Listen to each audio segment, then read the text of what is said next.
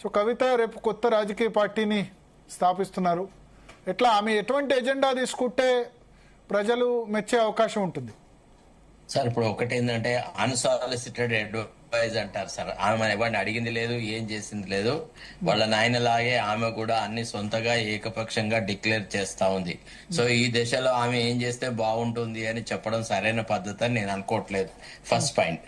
Second ఏంది అంటే ఆమె మీరు అన్నారు కదా అద్దాల మెడల్లోంచి ఎక్కడో దుంకింది అని, అది నేనైతే అగ్రీ అవ్వట్లేదు sir. To be frank with you, ఆమెలో ఆ ప్రజాకోణం నేను ఎందుకో చూడలేకపోతా ఉన్నా. నాకు ఎంతకో సేపు కూడా అంటే ఇప్పుడు ఇప్పుడు ఆమె నెగటివ్ ఇమేజ్ తొలగించుకునే ప్రయత్నంలో భాగంగానే కంఫర్టబుల్ జోనే కదా పార్టీలో. బీఆర్ఎస్ లో ఉంటే కంఫర్టబుల్ జోనే, అక్కడ నెంబర్ 3 కాకపోతే నెంబర్ 4 నెంబర్ 5. ఇప్పుడు ఇక్కడ వచ్చి ఇప్పుడు అర్హతలు, తర్వాత అవకాశాలు, తర్వాత అవకాశాలను వచ్చిన అవకాశాన్ని వినియోగించుకోవడం అనేది ప్రజా జీవితంలో చాలా ప్రధానమైన పాత్ర పోషిస్తుంది సార్. అవకాశాలు రావడము అనేది చాలా సామాన్యులకి చాలా కష్టం. ఇప్పుడు ఎంతో మందిని మనం రాజకీయ పార్టీలో చూస్తాం. 40-45 ఏళ్ల తర్వాత పిసిసి అధ్యక్ష స్థానం నాకు వచ్చింది అని మహేష్ కుమార్ గౌడ్ చెప్పినారు.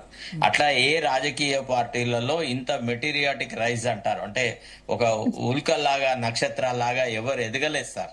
ఎదగరు. సామాన్యులకు ఎవరికి అవకాశం రాదు. కేవలం ముఖ్యమంత్రి కూతురుగానే ఆమె నిచ్చెన పెట్టుకొని 6వ అంతస్తు వరకు ఎదిగింది.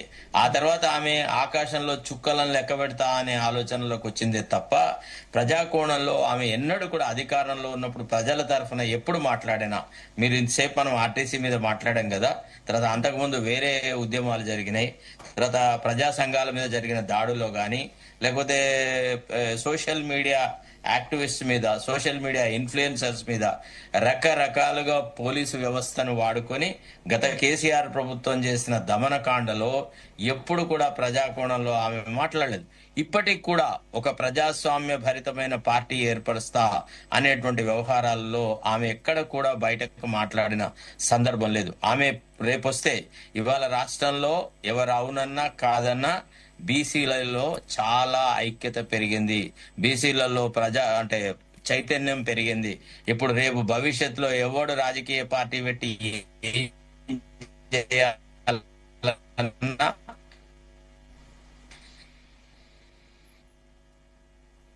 రెడ్లను దొరలను పెట్టుకొని వీళ్ళు ఓటు సంపాదిస్తారు అంటే అది చాలా పొరపాటు. ఫస్ట్ ఇప్పుడున్న సంస్థాగతంగా ఉన్న ఏ పార్టీ కూడా అందరూ అంటే బీసీలు అంటే ఓన్లీ ఏదో 2-3 కులాల వాళ్ళు కాదు, ఏదో మున్నూరు కాపులు లేకపోతే గౌడులు వాళ్ళు కాదు, ఈవెన్ ఎంబీసీస్ ను కూడా ఇన్వాల్వ్ చేసుకొని అందరిలో ఒక ఆశాభావం నెలకొత్తి అత్యధికంగా జనాభా ఉన్న మీకు మేలు జరుగుతుంది, ప్రజాస్వామ్యంలో రేపటి మీ భవిష్యత్తు పదిలంగా ఉంటది అని చెప్పగలిగిన వ్యవస్థ వస్తే తప్ప ఇప్పుడున్నట్టుగా ఏదో 5-6 సీట్లు ఇస్తాము, 4-5 ఉద్యమ నాయకులను కొనుక్కుంటాము, కుల సంఘాల వాళ్ళని కొనుక్కుంటాము, మేము వ్యవహారాలు చేస్తారంటే నడవదు సార్.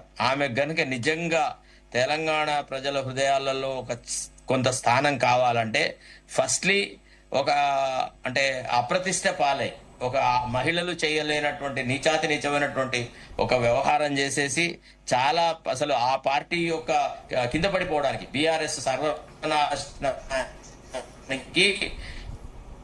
కవిత కాంట్రిబ్యూట్ చేసినంతగా ఎవ్వరు కాంట్రిబ్యూట్ చేయలేదు.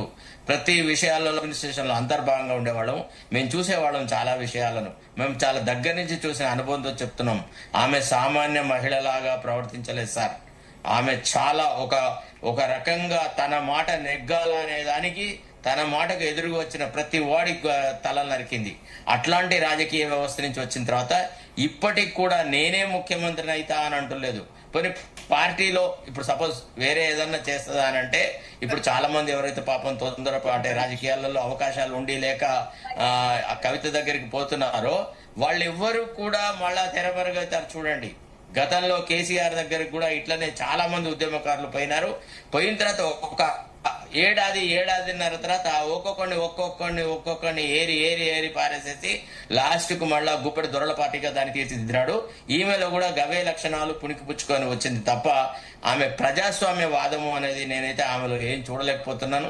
కాకపోతే కొత్తగా పార్టీ పెడుతుంది, ఆ ఏదో మాటకు మర్యాద వరుసకు మీరు ఎట్లా కంగ్రాచులేషన్ చెప్పినారో నేను అట్లా కంగ్రాచులేషన్ చెప్తున్నా.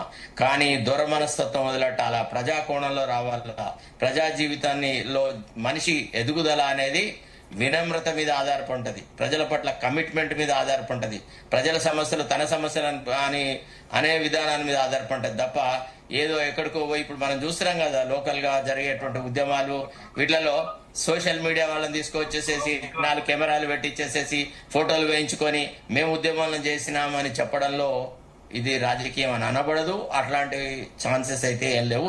ఇప్పుడున్న సంక్లిష్ట పరిస్థితులలో రాష్ట్రంలో చాలా పార్టీలు ఉన్నాయి. ఇప్పుడు రాష్ట్రంలో పార్టీల కొరత లేదు.